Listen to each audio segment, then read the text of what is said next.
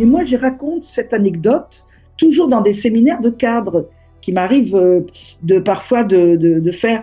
Et ben les gens me disent, ben oui, madame, c'est comme ça chez nous. Les objectifs, c'est pas pour les atteindre, c'est pour les dépasser. Mais vous voyez, ça vous met dans un état d'esprit. C'est plus objectivable. Il faut les dépasser. Oui, mais de combien? Oui, mais lesquels? Tous? Enfin, on tombe dans l'arbitraire. On n'est plus dans quelque chose qui est maîtrisable au niveau des pratiques de travail. Et tout le monde me dit, mais c'est ça, les objectifs sont là pour être dépassés. Et l'année suivante, on nous dit, ah bah, puisque vous les avez dépassés, là, on va les augmenter. Voilà.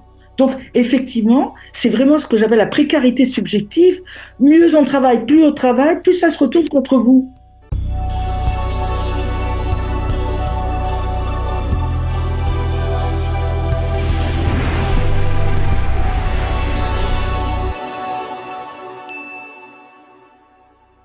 Bonjour, on se retrouve pour un nouveau voyage.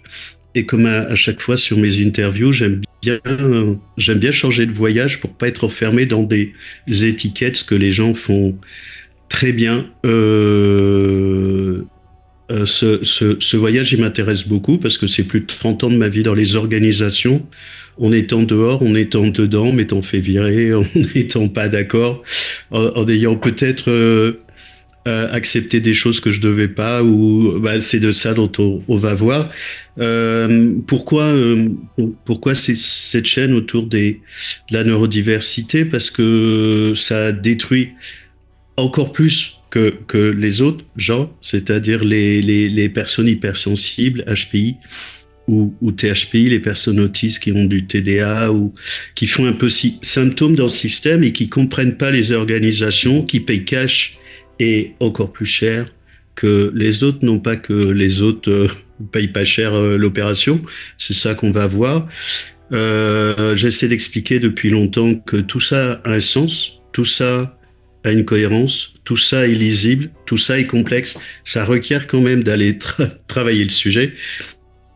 J'ai fait une formation e-learning sur ce sujet-là que j'ai appelé Survivre en milieu hostile. Pourquoi HPI qui ont ce syndrome de Cassandre, d'hypersensibilité, qui font du burn-out. Alors ils font des trucs que les autres font pas forcément. C'est qu'en gros, quand ils font rien, bah eux ça les détruit. C'est pas forcément le cas de tout le monde, mais ça peut être aussi le cas. Ça c'est le burn-out. Ils ont besoin de cohérence, de congruence. En gros, tout le monde s'en fout. Ils ont besoin de valeur. Ils ont envie de bien faire. Le problème, c'est qu'ils s'engagent. Ça veut pas dire que les autres ne s'engagent pas, mais que eux, ils le font et c'est plus fort qu'eux. Ils veulent améliorer l'organisation, tout le monde s'en fout. Ils veulent développer l'organisation. Ils n'ont pas compris que c'était pas les règles du jeu autochtone. Ils veulent se réaliser. Ils font de la surqualité, mais en plus encore plus sur qualité que les autres, alors que en fait l'objectif c'est de faire de la médiocrité. Évidemment, ça renvoie à des problèmes de santé, évidemment, ça renvoie à des problèmes de souffrance, évidemment, ça concerne un peu tout le monde. Mais là où d'autres acceptent, eux n'acceptent pas, ils payent plus cher la facture. Les questions qui se posent, pourquoi les gens se comportent comme ça? Et pourquoi ça n'a pas de sens? Mais évidemment que ça a du sens. Pourquoi les organisations se comportent comme ça? Alors évidemment, on va voir les organisations vues de l'Union européenne, vues de la France, pardon, peut-être élargies, mais ça, Daniel va pouvoir nous en parler sur les parties intracommunautaires francophones que je connais un peu plus. Pourquoi du stress, du surstress, de la violence intrapsychique, de la violence au travail? Pourquoi les autres se soumettent? Pourquoi ils acceptent? Pourquoi il y a tout ça? Pourquoi il y a le suicide? C'est de tout ça dont on va parler avec quelqu'un qui connaît absolument parfaitement le sujet, vu que ça fait un petit moment qu'elle travaille. Danielle Linhart, elle est directrice émérite de recherche au CNRS. Elle a, je crois, une dizaine de bouquins que vous pourrez trouver sur Internet. Vous pourrez voir sa fiche Wikipédia. Sur le dernier, si je me suis pas trompé, Daniel, il y a l'insoutenable subordination des salariés, le burn-out, travailler à perdre la raison, la comédie humaine au travail, travailler sans les autres, plus un certain nombre d'autres plus anciens. Vous avez travaillé avec Goldjack, que j'ai suivi depuis longtemps. En fait, c'était une partie de mes activités dans les organisations. Merci d'avoir accepté qu'on parle de tout ça et qu'on se plonge là-dedans. Est-ce que pour commencer, vous avez envie de compléter quelque chose sur la personne que vous faites et le travail que vous avez fait? Non, je crois que vous avez dit, vous avez des choses importantes, intéressantes. Peut-être ce que je pourrais juste rajouter, c'est que je suis sociologue du travail et je suis une sociologue de terrain, c'est-à-dire que je procède beaucoup par enquête dans les entreprises, qu'elles soient du secteur privé ou du secteur public. Je fais de l'observation, donc voilà. Après, j'essaye évidemment de problématiser, de faire des liens avec la théorie sociologique, mais je suis quelqu'un qui va beaucoup sur le terrain. Là, j'y vais un peu moins depuis la période de Covid, puisque ça a ralenti la capacité d'aller dans les entreprises, mais disons que fondamentalement, c'est comme ça que je travaille. Ah bah, ça me touche beaucoup parce que je fais la même chose sur la question des surdoués. Je fais un travail de terrain et un travail d'ethnographie, ce qui peut mettre des fois en porte-à-faux, ce qui peut mettre en porte-à-faux ceux qui étudient tout ça dans leur bureau avec des chiffres. C'est ça. Et il peut me causer des problèmes. Euh, mais moi, c'est 30 ans de ma pratique de ce que j'explique. J'essaie d'expliquer aux gens. Je fais des bilans de tests de surdoués, des bilans de compétences depuis une quinzaine d'années, des conférences depuis plus d'une quinzaine d'années en France et à l'étranger. Est-ce que peut-être pour commencer, je pense que j'ai mangé une bonne partie de vos conférences, mais j'ai besoin de faire ça, de les absorber. C'est le continuum sur la violence au travail entre entre le terrorisme et le management moderne, c'est-à-dire que c'est censé être mieux, c'est censé être plus joli. Il y a une jolie déco, ça brille, il y a des petites fleurs. On va faire des Chief Happiness Officer. On va mettre des tables de ping-pong et des fleurs et des bonbons et des cacahuètes un peu partout. À l'arrivée, c'est toujours pour, de toute façon, exploiter les gens, mais de manière beaucoup plus édulcorée. C'est beaucoup plus sucré que ce n'est salé, mais on est toujours au même endroit. Peut-être pour refaire un peu d'archéologie sur le continuum entre le terrorisme et le management moderne et un peu comment il est arrivé de manière un peu synchrone avec la société. Moi, j'étais superviseur des coachs à la NPE, à Pôle emploi, j'ai travaillé pour EDF, SNCF, Safran, Caisse des dépôts.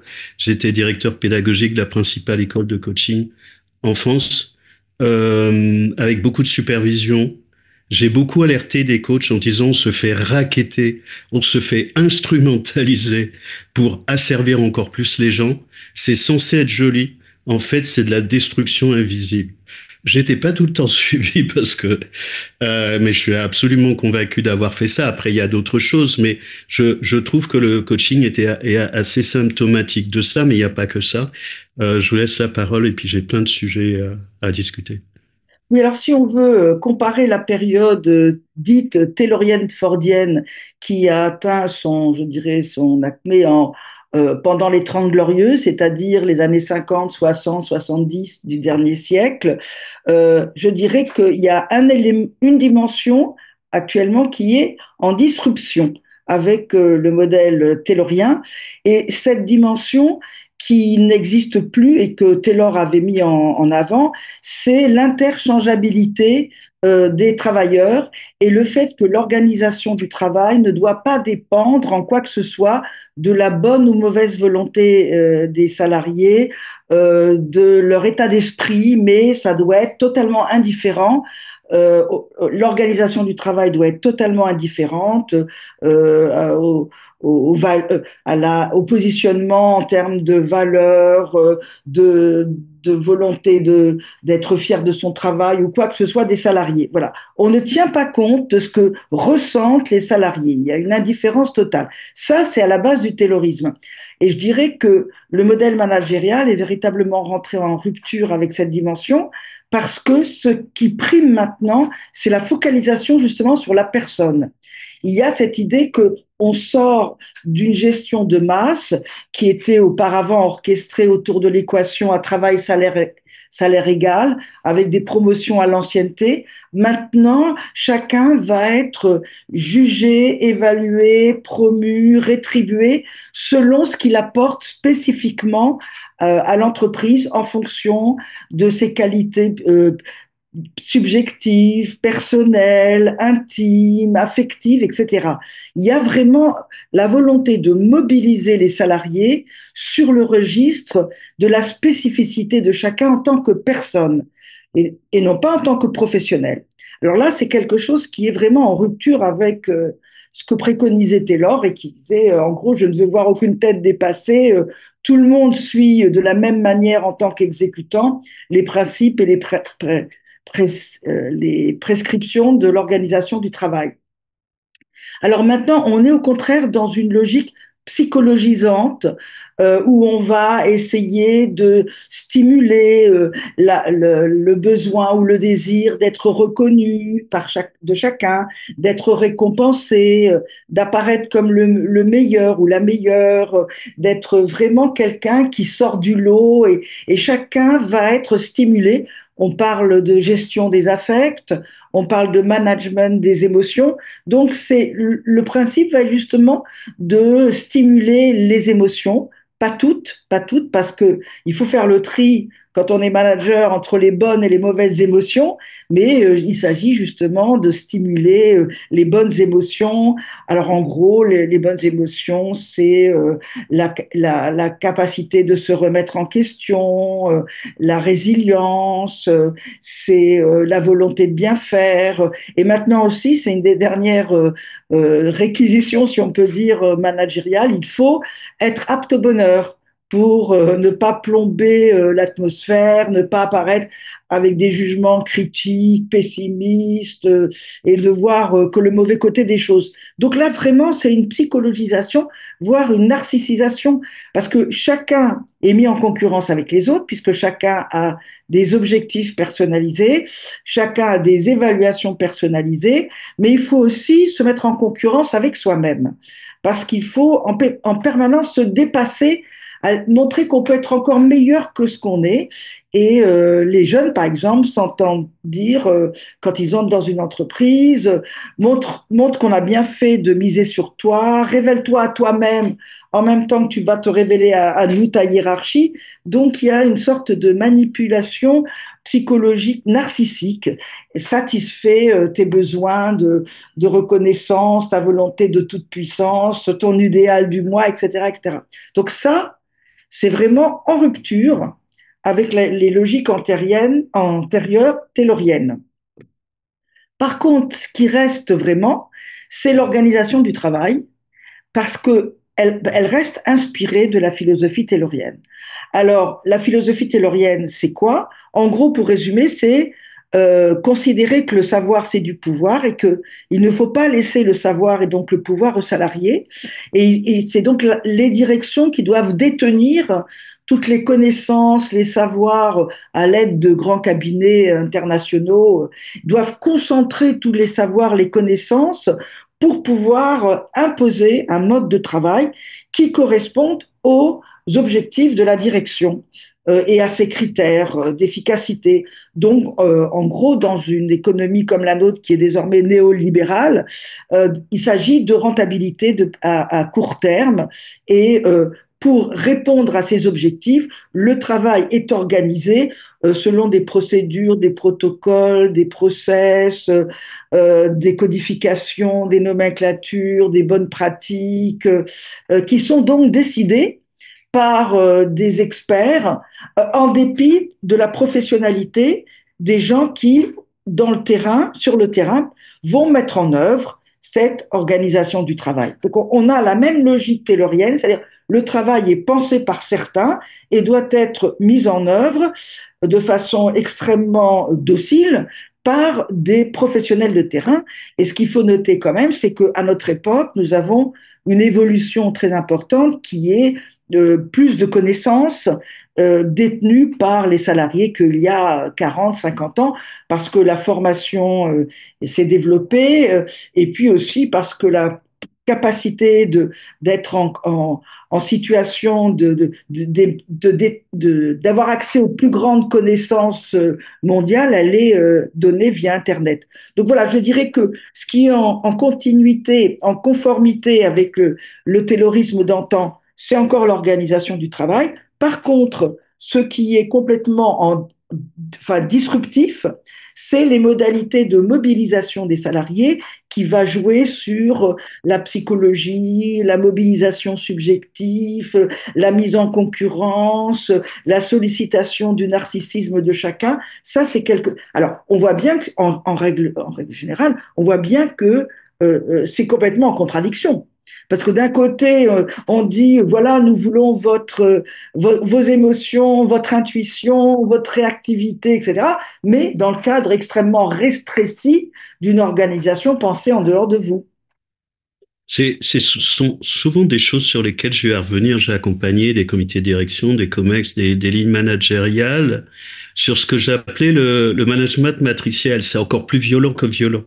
C'est-à-dire, on vous vend des choses avec le management collaboratif. On pourra revenir sur holacratie, sociocratie, l'entreprise libérée d'Isaac Gertz ou le truc de Jean-François Sobris qui vient de décéder au mois de mars. Ah bon? Ah, je ne savais pas. Ouais. Ouais, sinon, j'aurais quand même, je sais ce que vous pensez de Zobrist. Non, Et, mais ça me rend triste, absolument. Je trouve ça et triste. Oui, j'aurais aimé l'inviter. En oui, fait, j'ai 9 métiers connexes. J'étais prof en université en France, en Guyane, au Sénégal. J'ai été prof d'école de management à Kedge en France, à Bordeaux, au Sénégal. Et Favi et Zobrist étaient un peu une institution. Je pense que c'est un atypique oui. et ce n'est possible que parce qu'on a une grande gueule, comme c'est son cas, avec un putain de caractère, comme Ah c'est oui. son cas. Et en grand, on a le droit d'être d'accord avec lui parce que sinon, il n'y a pas le plan B. Sous ces réserves-là, quand il a quitté Favi, Favi est reparti en arrière. Mais je vais mettre d'abord ça de côté. Je voudrais revenir à la fois sur la notion de management matriciel que les gens ne comprennent pas. On leur vend des jolis trucs bonbons, rose bonbons, jolis, collaboratifs, on est censé avoir du pouvoir. Sinon, dans la vraie vie, c'est comme d'habitude. En gros, tu fermes ta gueule et c'est nous qui est chef. Je fais rapide. Et en fait, cette notion de matriciel, c'est que c'est collaboratif dans les endroits où c'est permis, plus des endroits où vous avez dit que oui, mais quand même c'est non. Et puis, à l'arrivée, il y a une espèce de truc structural, en fait, qui est beaucoup plus traite parce qu'il ne le pose pas comme ça. Moi, j'ai dû accompagner des lignes managériales parce que, en fait, ces lignes managériales à Croix, il y a l'histoire qu'on leur a racontée.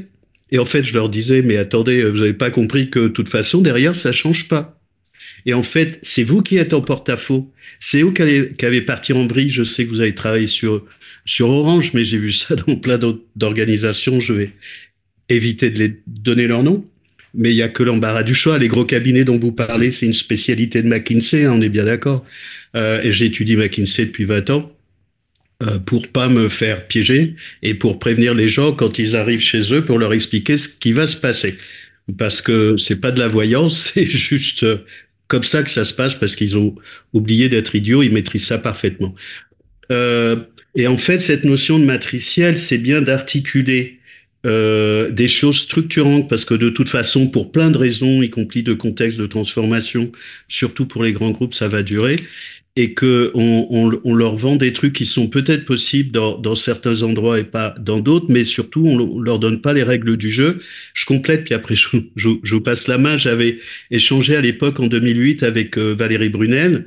2008, ça date un peu sur les managers de l'âme et sur comment en fait la structure psychique est engagée et devient destructrice, que comprennent pas les atypiques, c'est qu'on devient la variable d'ajustement, ce qu'expliquait Valérie Brunel là-dedans. Et elle explique aussi le panoptique et comment le panoptique est absolument destructeur de Jérémy Bentham et comment tout le monde contrôle tout le monde. Ce qu'on trouve aujourd'hui dans les organisations, c'est tout le monde est le tyran de tout le monde tout en étant... Où est-ce que je l'avais mis? En fait, j'essayais de chercher la clé pour expliquer, je parlais souvent de Valérie Brunel, et en fait, je voulais avoir la clé psychique qui faisait que les gens digéraient ça, et en fait, la clé, elle la donne à un moment donné, plus la personne est conforme plus elle se sent libre. C'est beau, hein? Ouais. Ouais, Oui, je vous laisse. oui, oui, bah oui, parce que si on est loyal et on se conforme à ce qui est attendu de soi en tant que salarié d'une direction, c'est sûr qu'on va travailler dans le sens requis, on va être récompensé, on va être valorisé, on va être choyé, mais il ne faudra jamais oublier de continuer à se conformer. Il faut jamais essayer d'avoir un point de vue différent ou le moindre critique sur ce qu'on vous demande de faire. Alors oui, c'est le principe du mercenaire, c'est le principe du soldat dans l'armée, mais on peut imaginer que les salariés qui entrent dans une entreprise et qui sont désireux de mettre leurs compétences, une partie de leur temps de vie, leur engagement au service d'une entreprise, ne choisissent pas nécessairement d'entrer dans une logique de conformisation, de refus d'essayer de penser par soi-même et d'essayer d'imposer en quoi que ce soit un point de vue qu'on aurait. Bon, c'est quand même assez limitatif, c'est assez coercitif. Mais en fait, qu'est-ce que c'est? Ce que vous décrivez vous, est complètement soutenu par une logique qui est au cœur du lien salarial. Et c'est effectivement le lien de subordination. Parce que dès que vous entrez dans une entreprise et que vous signez un contrat donc salarial, vous acceptez d'obéir à votre hiérarchie. Dans le secteur public, ça s'appelle d'ailleurs, c'est encore presque plus clair, le devoir d'obéissance. C'est-à-dire que vous n'avez pas le droit de dire, oui, ça s'appelle comme ça, vous n'avez pas le droit de dire, bah, écoutez, vous ne me demandez pas de faire cela parce que c'est contraire aux règles du métier, ou c'est contraire aux règles de l'art, c'est contraire à ce que me dit mon expérience, ou voilà, moi je suis quelqu'un qui connaît son travail, quelqu'un qui aime son métier, je vous dis, non, on peut s'y prendre et on doit s'y prendre autrement. Non, ça, c'est considéré comme une faute professionnelle et ça peut déclencher un licenciement si vous êtes dans le cadre d'une faute professionnelle. Donc, a priori, vous devez vous soumettre. Donc, ce qui est exigé, c'est, alors vous appelez ça conformisation, mais en règle générale, si on veut être un petit peu plus cru, ça s'appelle une soumission. Vous acceptez a priori de vous soumettre aux ordres de la hiérarchie qui, elle décide comment vous devez travailler. Voilà. Alors, effectivement, vous dites que les atypiques ont du mal, mais je crois que si, si on pense de façon plus générale, les 99% des salariés deviennent des atypiques parce que c'est très douloureux pour tout le monde de renoncer à ses propres valeurs, à ce à quoi on croit, à ce qu'on connaît des règles de son métier, à la finalité qu'on veut donner à son travail, à la façon dont on imagine ce qu'est le travail bien fait, au fait qu'on voudrait pouvoir être fier de son travail, qu'on voudrait pouvoir, comme dit Yves Clos, se reconnaître et être reconnu dans son travail. Donc, effectivement, c'est quelque chose qui est très dur. Et c'est pas par hasard que beaucoup de jeunes deviennent de plus en plus frileux par rapport au salariat, parce qu'ils entendent les parents parler de ce qu'ils vivent dans leur entreprise ou dans leur institution, et ils les entendent parler avec ce qui ressort, c'est un sentiment d'impuissance. Quand on est dans le monde du travail, qu'on est salarié subordonné, ben on est dans une situation d'impuissance. Donc les jeunes, ils ont peur de ça. C'est pour ça qu'il y en a beaucoup qui vont, et c'est catastrophique, vers l'auto-entrepreneuriat, l'ubérisation, le freelance, etc. C'est encore pire parce qu'ils n'ont même pas de garantie, de droit, de protection.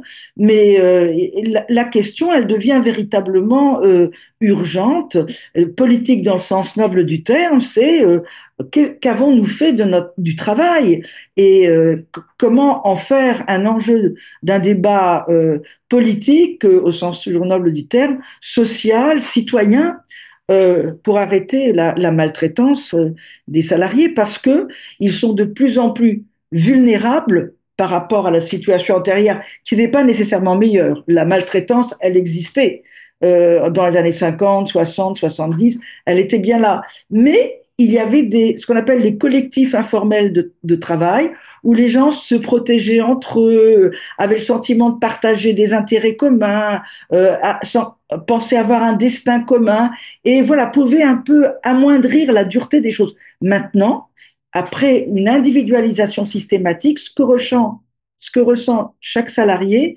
c'est véritablement un sentiment de solitude extrême dans son travail, parce qu'il est en concurrence avec les autres. Il ressent aussi un sentiment de précarité subjectif parce que il faut qu'il soit en concurrence avec lui-même et qu'il se dépasse tout le temps, et il se sent extrêmement vulnérable et menacé. Et lorsqu'il est touché, atteint par la hiérarchie, il y a des effondrements qui sont épouvantables. Je pense j'ai deux points là-dessus. Je pense qu'il y a deux typologies de population, c'est grossier, hein, donc c'est sans nuance, qui acceptent pas ce modèle. Ce sont les nouvelles générations et qui acceptent pas, c'est-à-dire ça leur plaît pas, elles se cassent. Hein. Donc elles prennent ce risque-là que les gens de 40, 50 ans, j'ai accompagné un département entier, j'ai travaillé au milieu hospitalier dans tous les différents types de structures, ils se cassent, même s'ils sont en danger. Les atypiques, en fait, c'est structurel. Les autistes, ils comprennent pas. Ils ont leur côté un peu naïveté, bisounours, qu'ils se font broyer, détruire. Ils comprennent pas. Les atypiques, ils comprennent, ils trouvent ça très très con. Et en fait, c'est physique. C'est physique. C'est un peu le canari dans la mine, c'est-à-dire que ce sont les premiers qui prennent cher. Ils sont, ils font souvent symptômes et comment on appelle ça ils font symptômes et ils sont Sentinelle, sentinelle, non? Marie Peset les appelle enfin, appelle ceux qui sont le plus vulnérables les sentinelles.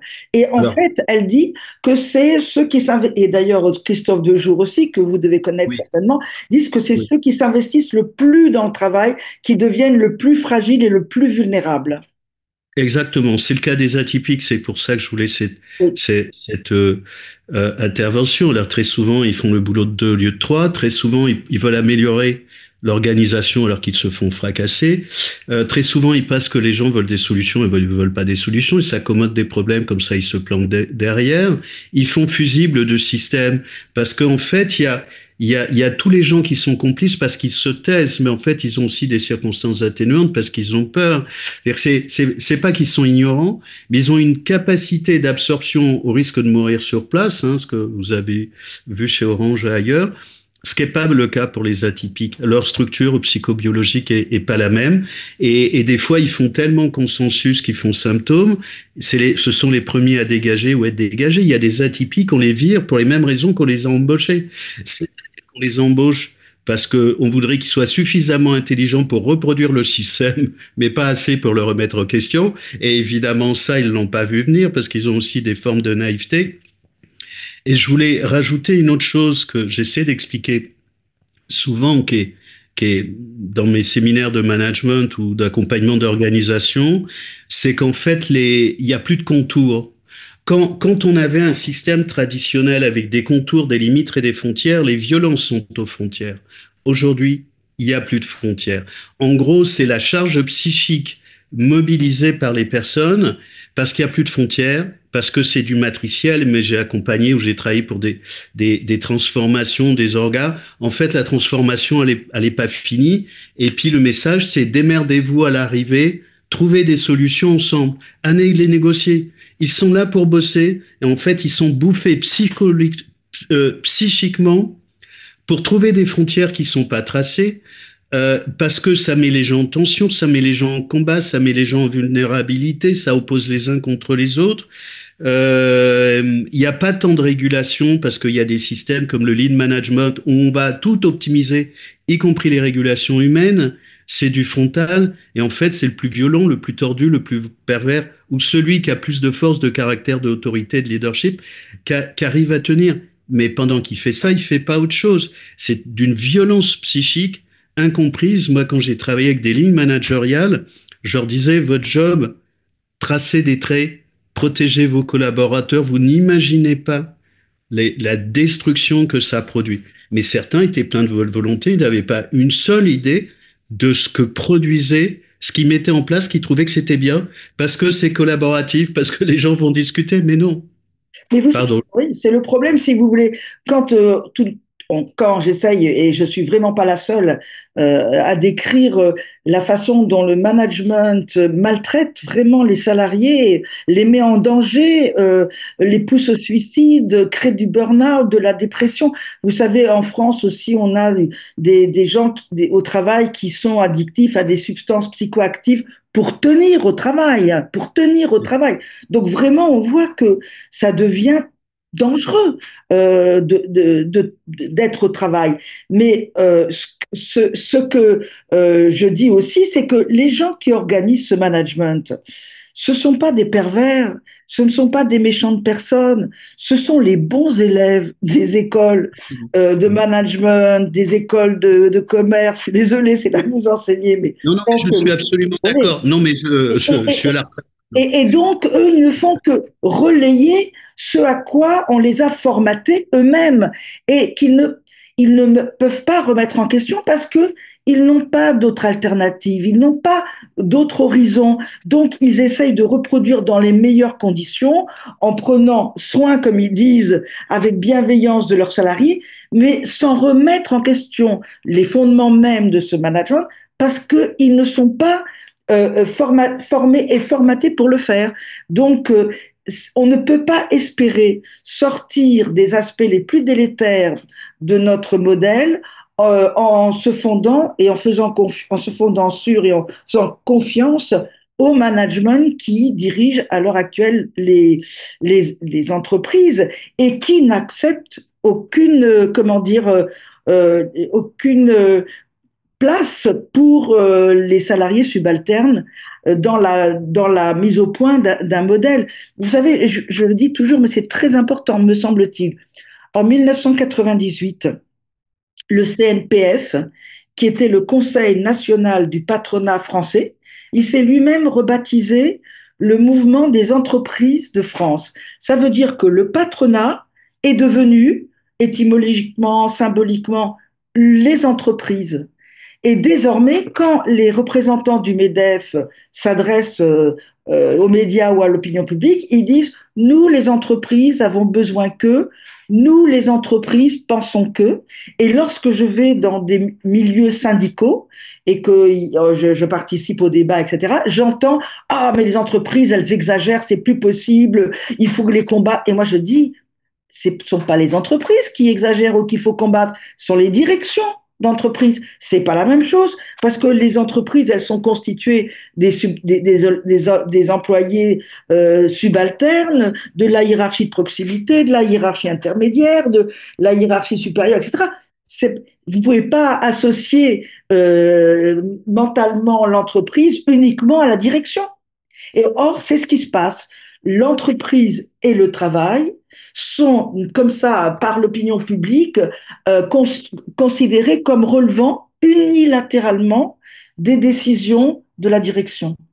Et comme cette direction est formatée à un seul type de rationalité, tout est bloqué. C'est pour ça qu'il faut vraiment essayer de concevoir le monde du travail comme un monde à réinventer, à changer véritablement pour que l'on puisse entendre d'autres points de vue, voir d'autres perspectives,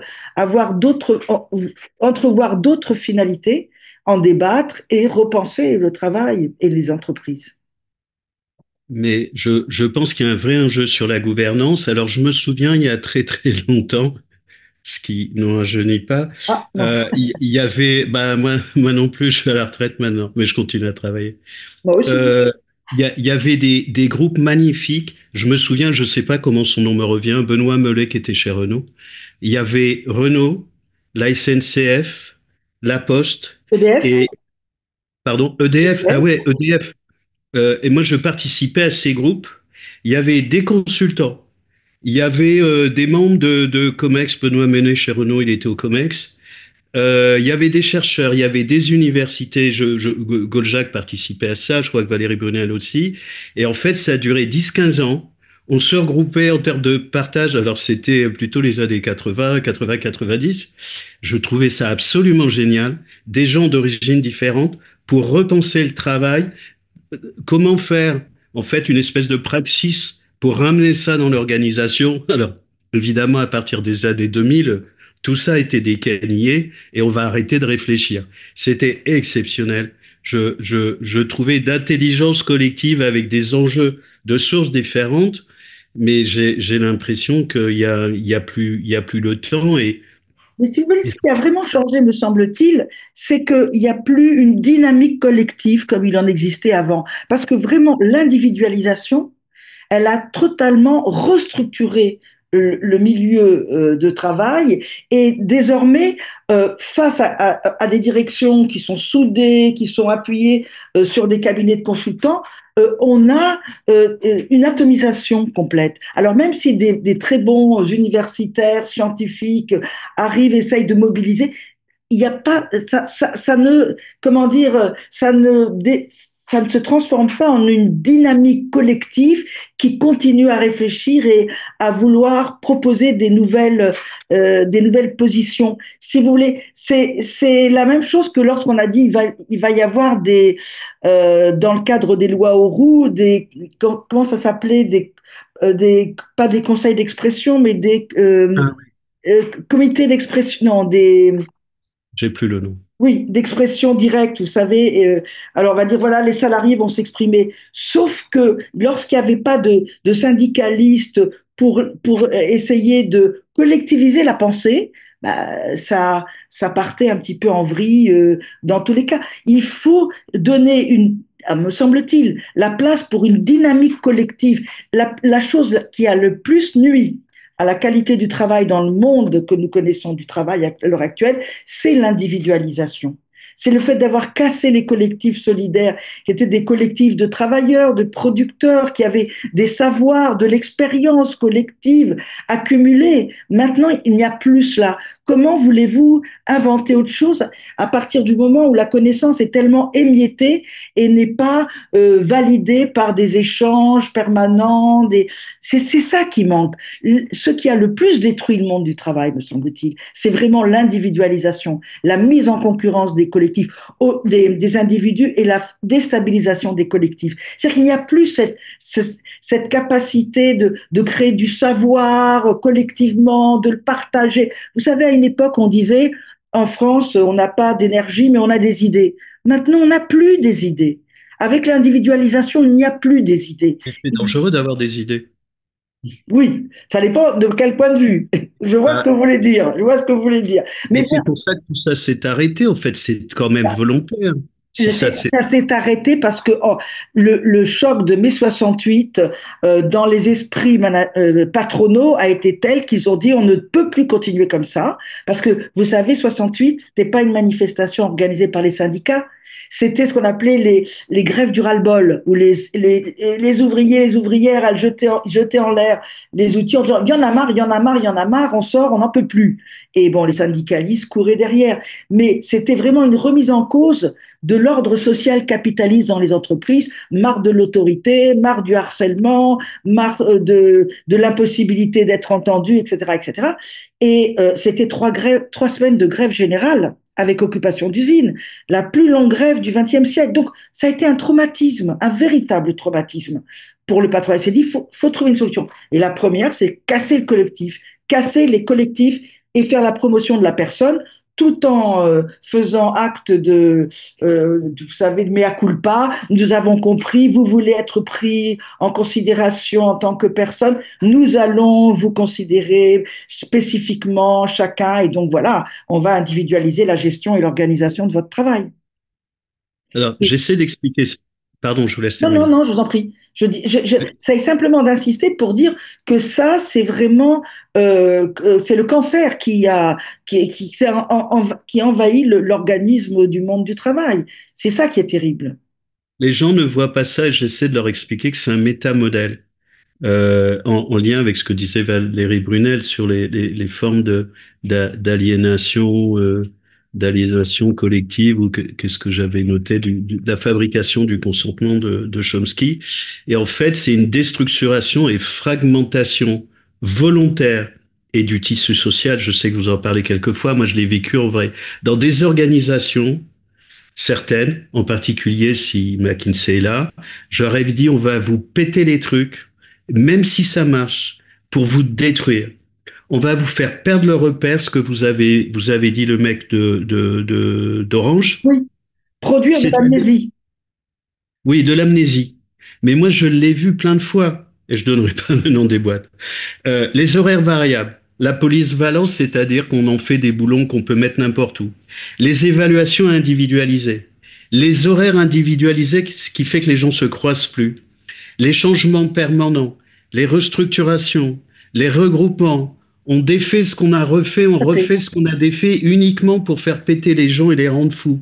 On fusionne, on défusionne, on réorganise, on change les noms. Des fois, ils changeaient les noms des structures et des projets juste pour mettre la tête à l'envers. Les fonctions, les périmètres, les titres, les territoires, les régions, les fonctions, juste le but, c'est autonomiser les gens et on sait que ça crée de la violence psychique, Bien sûr. on sait que ça crée du stress, plus ça va en faire des gens obéissants, plus ils sont malades, plus ils ont un champ de conscience qui sont réduits et plus ils vont être obéissants. Et puis ça s'est rajouté avec le confinement et le fait que maintenant les gens veulent être en télétravail, surtout les jeunes, mais en fait ils rentrent à la maison l'aliénation, ils rentrent à la maison Peine. La rapaterie. l'auto-enfermement et la censure. Absolument, absolument. Tout ce que vous décrivez, alors c'est ce que j'essaye d'analyser sous l'angle du changement permanent. Parce que ça aussi, c'est une stratégie.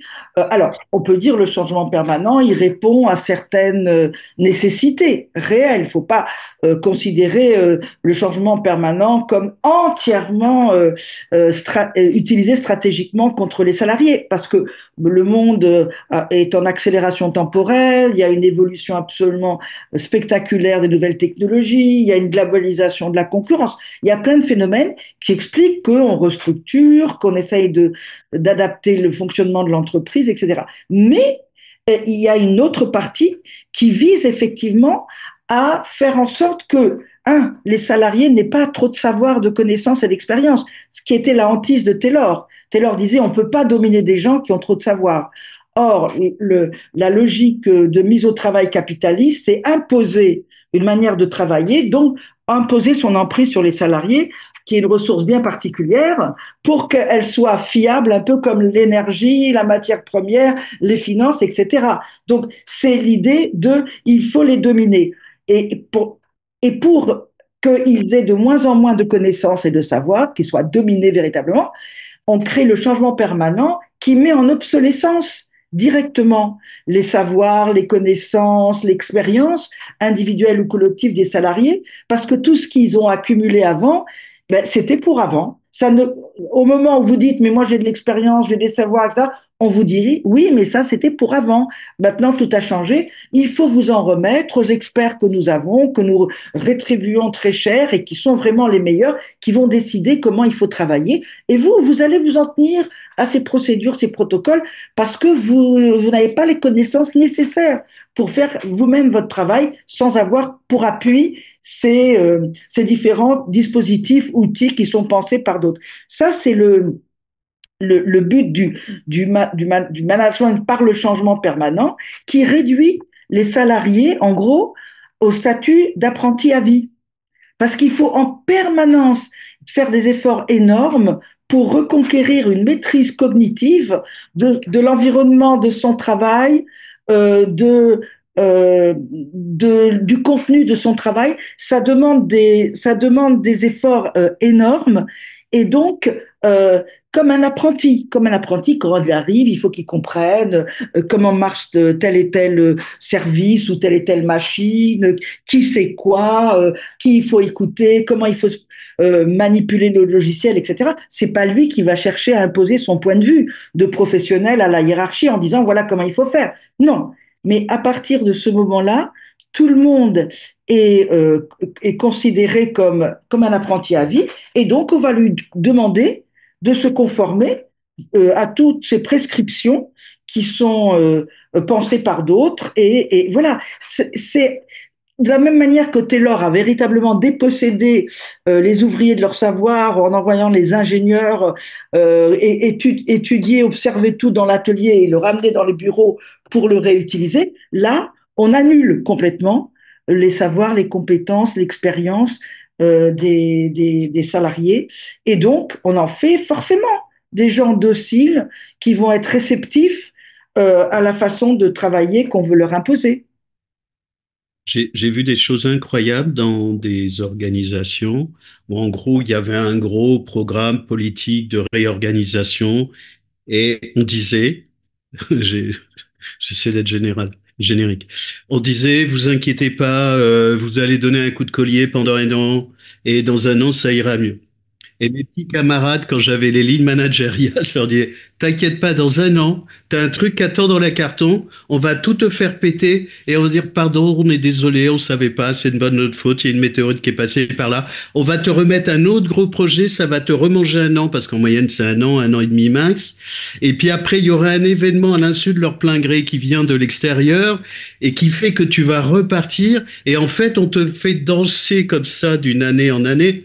Alors après, les plus anciens, qui ont un peu l'expérience, surtout dans les fonctions publiques et territoriales, ils disent, t'inquiète pas, tu dis oui, tu fais comme d'habitude et on attend le projet suivant parce que de toute façon, on attendra le projet suivant. Et alors là, eux, ils bougent plus. C'est-à-dire qu'ils ont déjà débranché, donc ils essaient de se sortir le mieux possible, surtout s'ils sont pas en front sur les activités pour lesquelles ils sont tous évalués individuellement et ils s'effondrent les uns après les autres avec un truc incroyable qui symboliquement montre bien quel est le message, c'est qu'on met des plateformes psychologiques et il y a des entreprises qui sont spécialisées là-dessus. Et la plateforme psychologique en disant tu vas pas bien, tu vas au RH, tu as un numéro de téléphone, implicitement ça veut dire que c'est toi le problème. Tu gères ton problème, c'est-à-dire on déresponsabilise l'organisation de ce qu'est sa responsabilité d'avoir mis ça en place. Et implicitement, on est censé envoyer un service qui, de toute façon, est de la violence, qui renvoie la responsabilité à l'individu qui doit se prendre en charge, y compris s'il se suicide parce qu'en gros, ce sera de sa faute, ou éventuellement si parce il allait pas bien à la maison.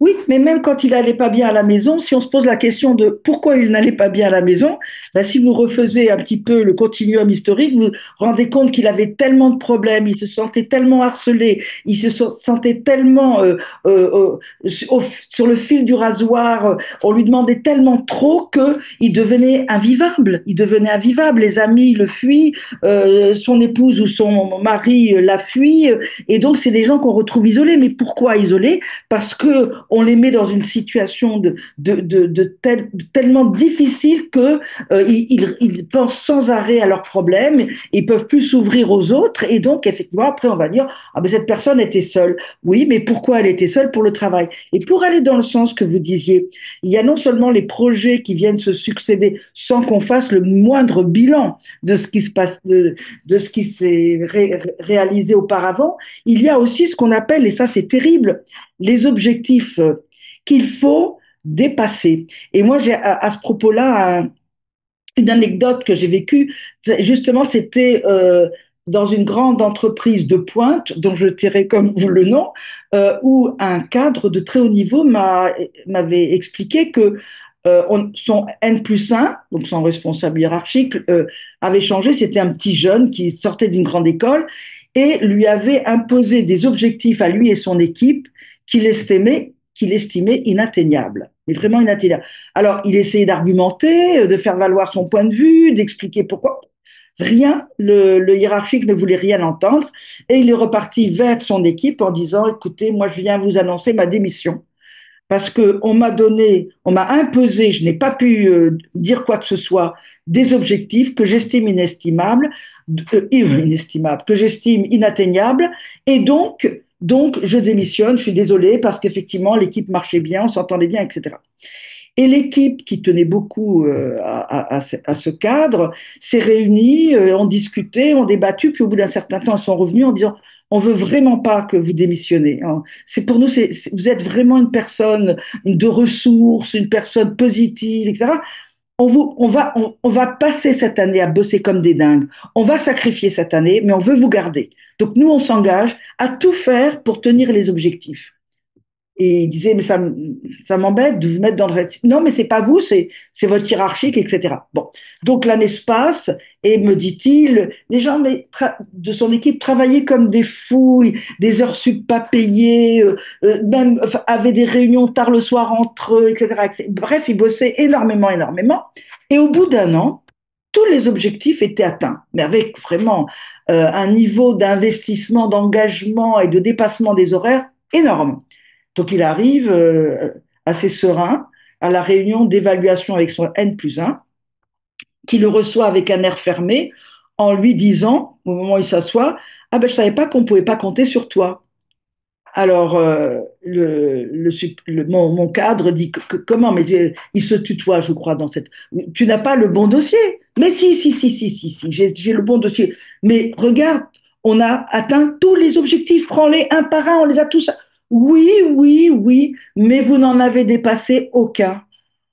Voilà. Et à ce moment-là, évidemment, vous comprenez l'effondrement de mon gars. Mais moi, je raconte cette anecdote toujours dans des séminaires de cadres qui m'arrivent parfois de faire. Et ben, les gens me disent, ben oui, madame, c'est comme ça chez nous. Les objectifs, c'est pas pour les atteindre, c'est pour les dépasser. Mais vous voyez, ça vous met dans un état d'esprit. C'est plus objectivable. Il faut les dépasser. Oui, mais de combien? Oui, mais lesquels? Tous? Enfin, on tombe dans l'arbitraire. On n'est plus dans quelque chose qui est maîtrisable au niveau des pratiques de travail. Et tout le monde me dit, mais c'est ça, les objectifs sont là pour être dépassés. Et l'année suivante, on nous dit, ah bah, puisque vous les avez dépassés, là, on va les augmenter. Voilà. Donc, effectivement, c'est vraiment ce que j'appelle la précarité subjective. Mieux on travaille, plus ça se retourne contre vous. Ben, oui, parce qu'en fait, le N+1, il est pas dupe quand même qu'il vous fait un truc de malade qui est pas atteignable.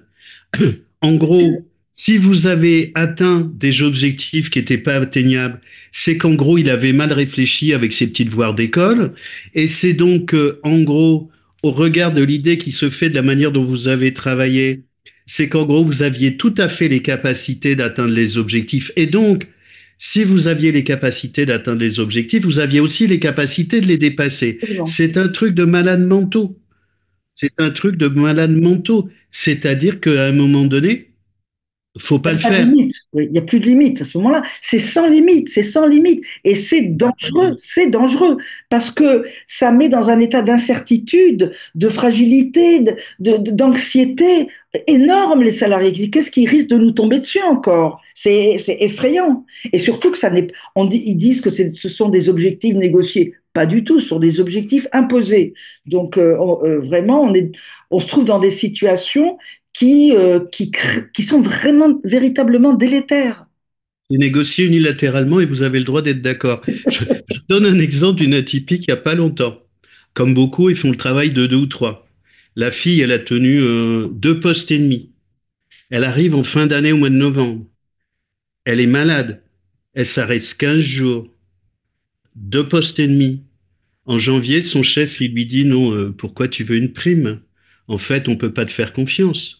Tu t'es arrêté 15 jours. On verra dans un an.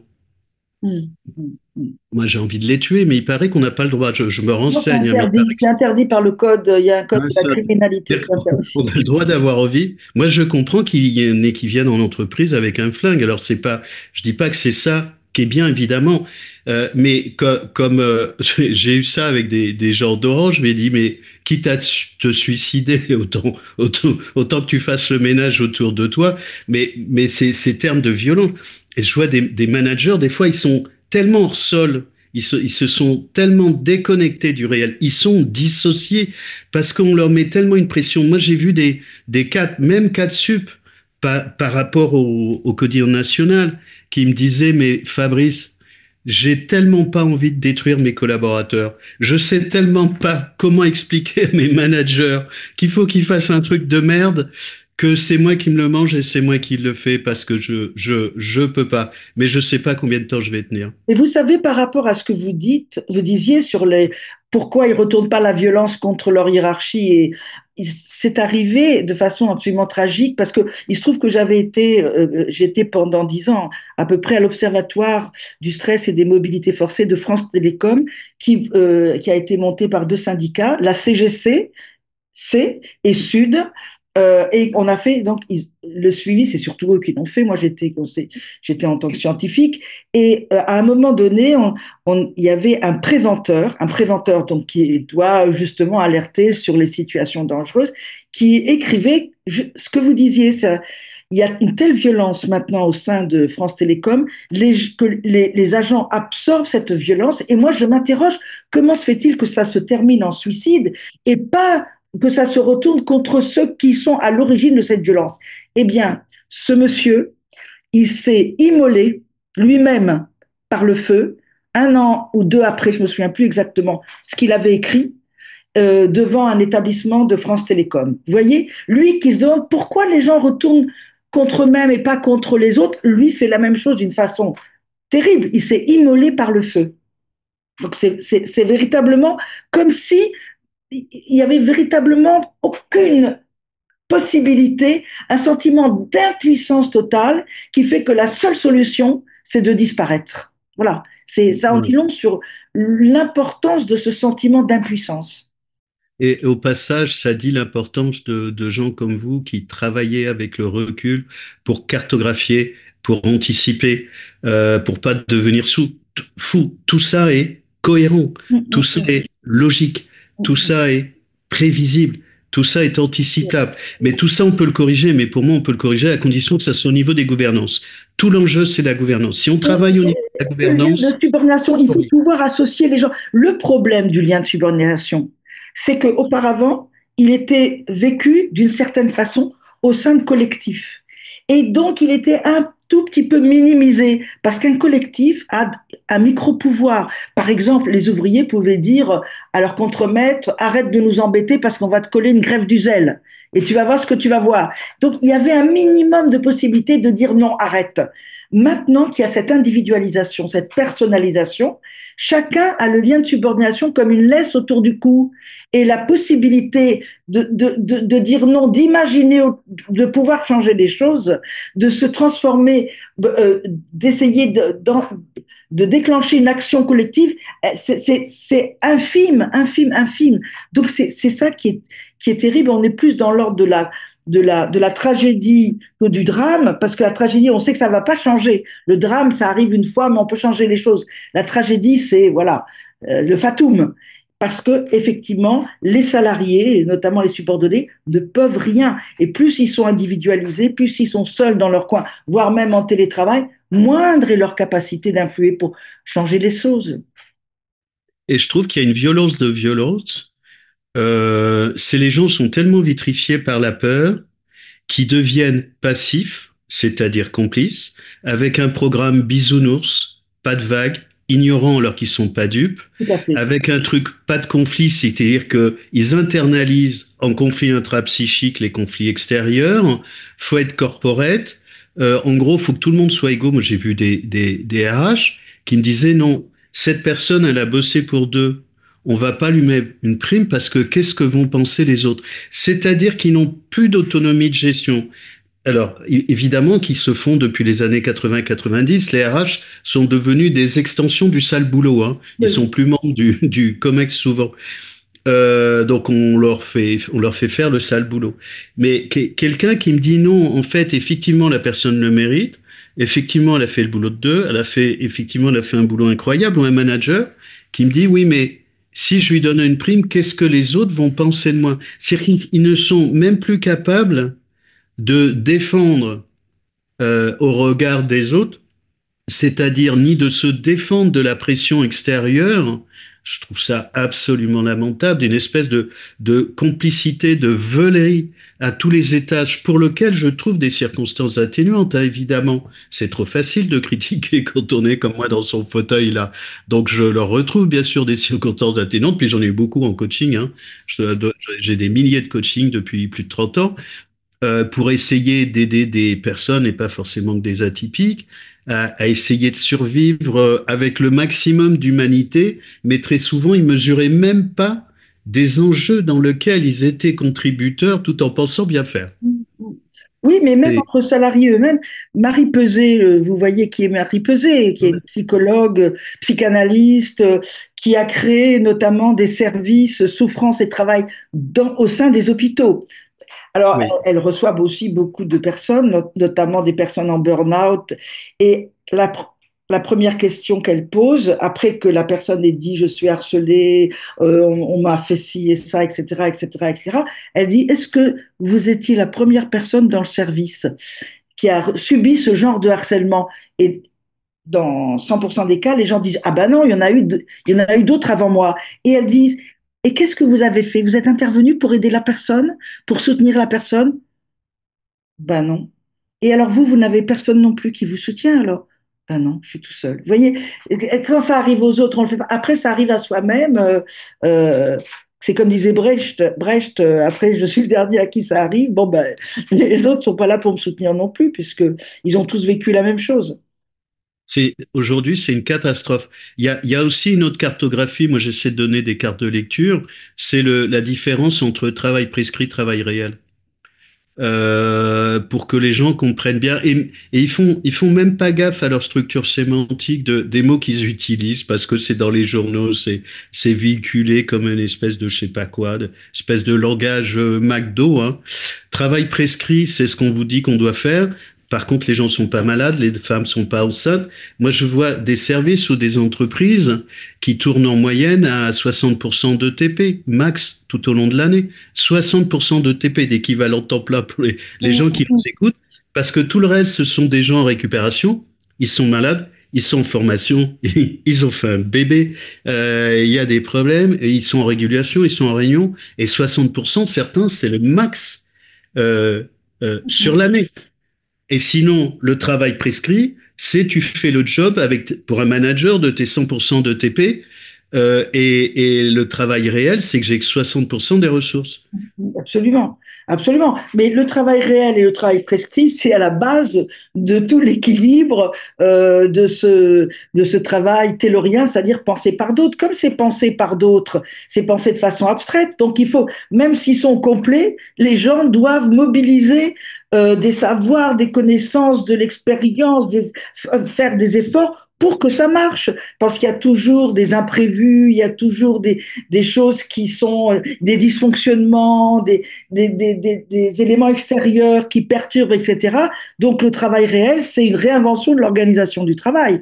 Et d'ailleurs, pour bien comprendre la chose, il suffit de penser à ce qu'est une vraie grève du zèle. La grève du zèle, c'est quand vous appliquez à la lettre toutes les prescriptions que vous êtes censé réaliser, ben à ce moment-là, la production ne sort pas, enfin, ou elle sort avec beaucoup, beaucoup moins de performance et de productivité. C'est-à-dire que chacun y met de soi à chaque fois pour que le travail se réalise. C'est ça le travail, le travail. Alors, il se réalise avec, en plus, donc il demande des efforts supplémentaires de chacun, mais en plus avec des effectifs qui se réduisent, comme vous le disiez, avec du temps qui se réduit, des budgets qui se réduisent. Et ça, c'est effectivement le b.a.-ba du lean management que vous évoquiez au début. Le lean management, c'est faire plus avec moins. Donc là, on voit bien l'orientation qui est choisie. Ça, c'est horrible. C'est un peu comme la T2A, la Oui, tarification à l'acte à en l'acte. milieu hospitalier. J'ai travaillé 15 ans en milieu Ah hospitalier oui, en faisant tous catastrophe. les autres trucs en même temps. C'était assez horrible. Mais sur le lean, ah zut, j'avais un autre truc qui venait. Ah oui, un truc qui m'a fichu des boutons. J'ai eu beaucoup de boutons dans ma vie. Ah, C'est quand j'ai vu arriver le management agile. ah J'ai dit, oui. mais c'est quoi ces conneries? En gros, t'as un truc de merde. On ne sait pas comment t'expliquer que c'est un truc de merde et on va te demander d'être agile. C'est-à-dire que t'es pas assez contorsionné, on t'a pas assez tordu, donc faut que tu sois un peu plus agile pour accepter des choses inacceptables. Évidemment que l'agilité issue du monde de l'informatique, c'est joli à l'origine, mais de la manière dont on maltraite les gens, les culpabilisant parce qu'ils sont pas assez agiles, même s'il y a des coachs agiles et du management agile avec une bonne intention, mais à condition on soit pas dans un environnement terroriste. Absolument. Donc, Mais l'environnement terroriste, c'est la première fois que j'entends ce concept. Je trouve que c'est intéressant parce que c'est exactement ça, hein. Ça ne, le management, il est terroriste parce que il joue par la terreur et effectivement, les personnes savent qu'elles vont être conduites au bord du précipice, mais qu'il faut qu'elles tiennent. Alors elles vont prendre justement de la cocaïne, de l'alcool, pour tenir, mais aller jusqu'au bout. Parce qu'il y a non seulement l'idée je vais perdre ma place, mais aussi quelle image de moi je vais avoir si je ne réussis pas. Alors, vous savez, quand je fais des interviews dans les entreprises, souvent dans le même service, j'entends plusieurs personnes me dire, moi, j'y arrive pas, je m'en sors pas, j'en peux plus, j'en peux plus. Mais ce que je comprends pas, c'est que les autres s'en sortent. Ils ont l'air d'aller bien. Et les autres, ils me disent la même chose. Moi, je vais pas bien, je m'en sors pas, mais c'est-à-dire qu'il y a vraiment un sentiment à la fois d'isolement, de solitude et le sentiment de vraiment d'être au bout du rouleau tout le temps et d'être et en espérant que, alors, c'est pas 100% des situations de travail tout le temps, mais malheureusement un nombre non négligeable. Et ce qu'il faut savoir, c'est qu'en France, c'est particulièrement important comparativement à d'autres pays. Vous parliez sur le plan européen au début. Je sais, il y a des recherches et des sondages qui le montrent. La France, elle a un management plus maltraitant que dans d'autres pays parce que il y a une historique en France qui met en exergue, je dirais, euh, la, la lutte perpétuelle entre les salariés et leur hiérarchie, la direction. Et ça a été pendant les Trente Glorieuses l'idéologie de la lutte des classes, une conflictualité très forte, un parti communiste aussi très fort qui mettait le travail au centre des enjeux politiques. Et il y a eu mai 68 qui a été beaucoup plus fort parce qu'il y a eu beaucoup d'événements en 68 dans d'autres pays aussi, mais en France, ça a été particulièrement fort. Donc il y a cette idée que les salariés français sont plus difficiles à tenir que dans d'autres pays. Il faut trouver le moyen de s'imposer, de mettre une emprise sur eux plus importante qu'ailleurs. D'où toutes ces stratégies que vous évoquez d'agilité ou de mise en compétition, de manipulation de la subjectivité, etc. Euh, c'est très important en France.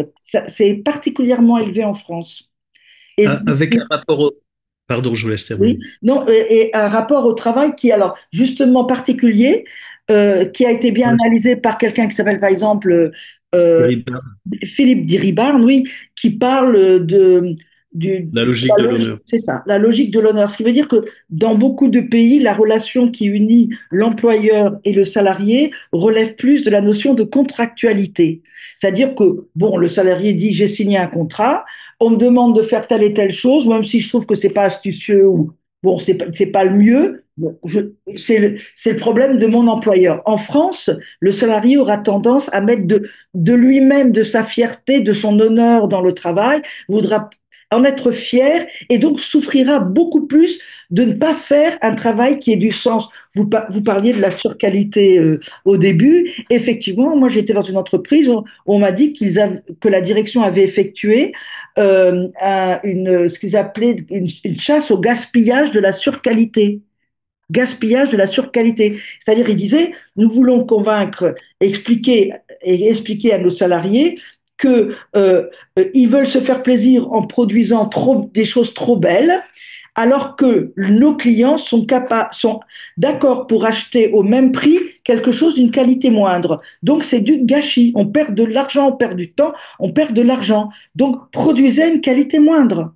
Donc ça, c'est quelque chose qui est très douloureux, notamment pour le salarié français qui veut prouver qu'il est capable de faire des produits, des biens de qualité qui vont pas être obsolètes dans les 2 ans, etc. Mais il y a cette dimension spécifique en France que la méfiance réciproque, d'ailleurs, entre les salariés et l'employeur est plus forte que dans d'autres pays dans le monde. et ça concerne en particulier les atypiques qui en plus sont perfectionnistes. Moi, j'ai régulièrement des personnes que je dois aider et des fois, je leur dis, il n'y a pas de solution, faut partir.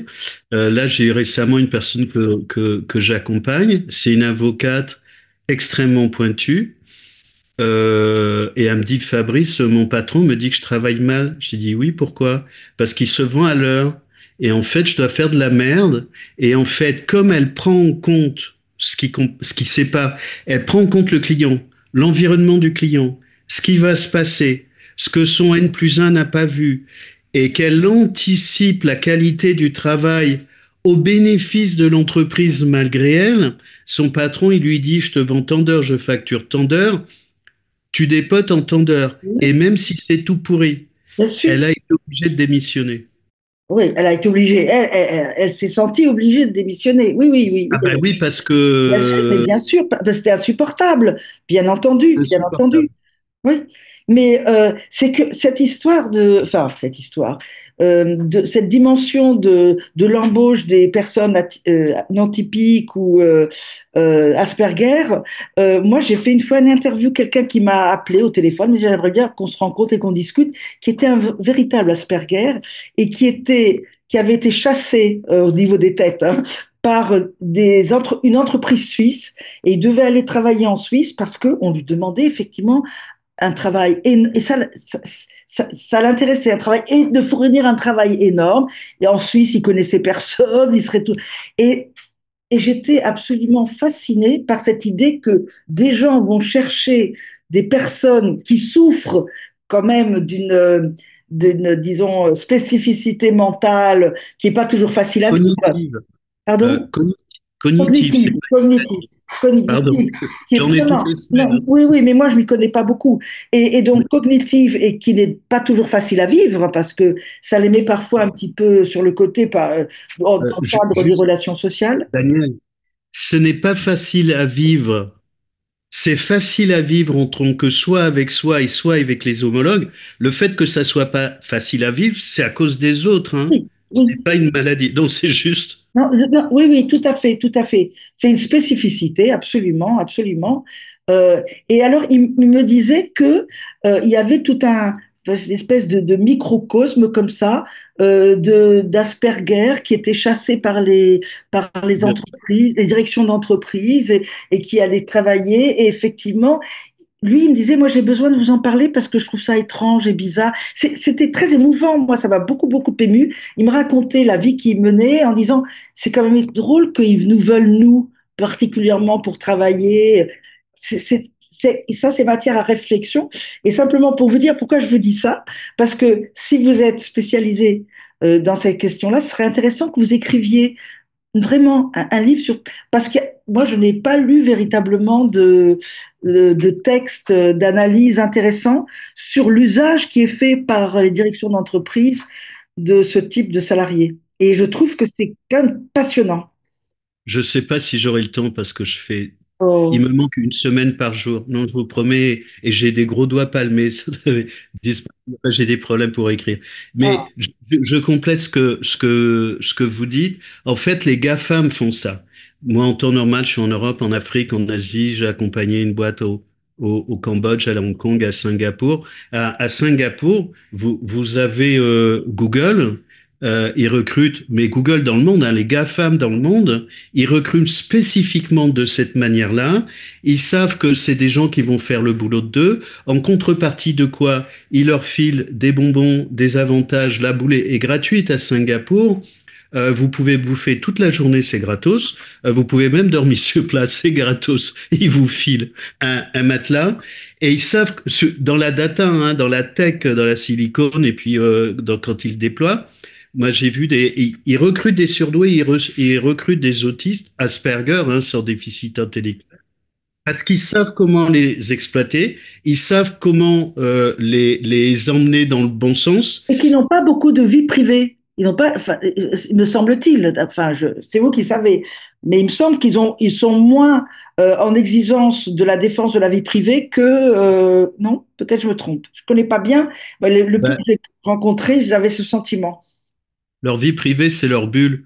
Donc déjà, avoir Avoir une vie de couple, bah, c'est pas toujours évident dans les caractéristiques d'atypique. Alors après, selon que les autistes ils sont HP ou pas, ça fait encore des produits hybrides un peu différents.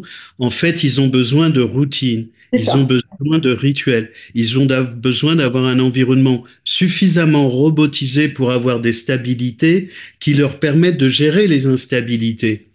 Mais si vous comprenez ça bien, mais vous faites un pognon fou, en fait. Vous en faites des machines de guerre, de gens qui sont contents d'avoir une valorisation en fonction des activités. Et en fait, ils n'en demandent pas plus. Hein, ils demandent pas. Je parle juste. Ils demandent d'être respectés, d'être reconnus, d'avoir des formes de routine. Donc pas forcément de créativité, un peu plus de créativité s'ils sont un HPI, de les valoriser pour ce qu'ils sont. Mais les recrutements des GAFAM, ils vont tous chercher de la neurodiversité. Alors ils vont le mettre sur les plaquettes parce que ça fait joli, c'est à la mode. En fait, ils gagnent du pognon. Bien sûr, Moi, mais bien sûr.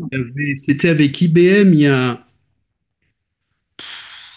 35 ans. J'avais le patron d'IBM Europe et me disait, nous, le coaching, c'est plus 30% sur les résultats. On ne fait pas de débat. En France, les gens faisaient du débat. Est-ce que le coaching, c'est utile? Il dit, non, on s'emmerde pas. Le coaching bien exploité, plus 30% sur les résultats. Point barre. Les GAFAM, HPI et autistes, Asperger, hein, sont Oui, déficit oui, intellectuel bien sûr. bien exploités, gagnent des sous. Donc, ils savent très bien se donner les moyens. Mm, Mais bien sûr. Alors aujourd'hui, il y a des entreprises, un certain nombre d'entreprises, des entreprises intermédiaires pour accompagner et pouvoir donc accompagner en particulier des personnes autistes dans des entreprises. C'est pas forcément pour les exploiter. Si c'est au bénéfice des deux avec bonne intelligence et gentillesse, bien sûr, mais bien sûr. dissocie les entreprises des GAFAM, hein, c'est-à-dire des crocodiles qui naviguent en haute mer, enfin ou oui en haute mer. Mais bien sûr, en essayant de bien les connaître, moi j'ai vu, comme je travaille beaucoup d'organisations, de gens qui travaillent sur les RPS, les risques psychosociologiques, sur le bien-être au travail, sur la neurodiversité, donc essentiellement dans les fonctions RH, qui sont venus me chercher pour les aider. Alors, soit pour optimiser à gérer des conflits, parce que ils peuvent malgré eux plus les hommes que les femmes qui sont plus frontaux, déclencher des conflits malgré eux en forme d'inacceptabilité parce que physiquement ils supportent pas les open space parce que surtout s'ils sont pas détectés, ils supportent pas les violences, ils supportent pas la lumière directe et ils supportent pas un certain nombre de choses, ils supportent pas le Oui, contact, ils supportent pas les implicites, faut qu'ils aient des casques. Ils supportent pas les jeux psychologiques, ils les comprennent pas les jeux politiques, ils les comprennent pas les jeux de relations sexuelles et de relations amoureuses, ils les comprennent pas les blagues au-delà du deuxième niveau, ils les comprennent pas. Donc moi j'ai essayé d'acculturer beaucoup en off parce que c'est pas tracé, des gens qui me faisaient confiance pour qu'ils fassent ça intelligemment et tant mieux, il faut le développer. Mais ces deux types de populations sont des canaris un peu différents qui peuvent être aussi des canaris hybrides dans les organisations. Ils font symptômes de ce qu'ils voient, mais ils peuvent être aussi des gens dangereux parce insupportables parce que pour des raisons différentes, l'un et l'autre vont pas accepter le pas de vague, vont pas accepter ce que l'environnement accepte, et ils vont être, c'est le mot que je cherchais tout à l'heure, des boucs émissaires Ah oui, faciles. oui, oui, oui. Ce sont des boucs émissaires faciles, et plus les femmes que les hommes, parce que là, on n'en a pas parlé, mais moi, je m'intéresse depuis 15 ans, depuis 20 ans sur tout ce monde-là, mais en particulier sur les femmes atypiques et sur les très très hauts niveaux, donc au-dessus du test, au-dessus de 160 du test de Weiss, mais sur les femmes, elles pressent plus cher parce qu'elles sont encore plus invisibilisées, elles sont encore plus sur des jeux psychologiques de séduction, des trucs de merde, moi qui me rends fou. Ça fait plus de 30 ans que j'aide des femmes à se protéger.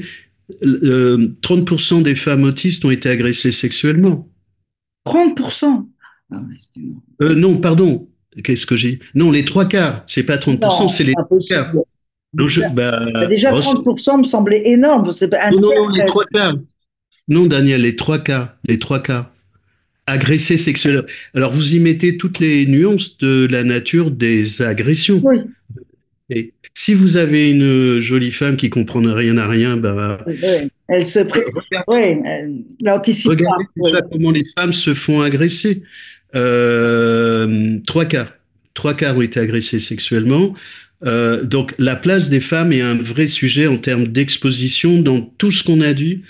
C'est pas la même chose pour les femmes. Les femmes prennent plus cher dans toutes ces situations-là. Femmes HPI, femmes Mhm. autistes, Mhm. sur la forme de vulnérabilité ou de projection de ce que le système s'autorise à faire sur une femme versus un homme. C'est terrible. Enfin, moi, ça me rend fou. Oui, je comprends.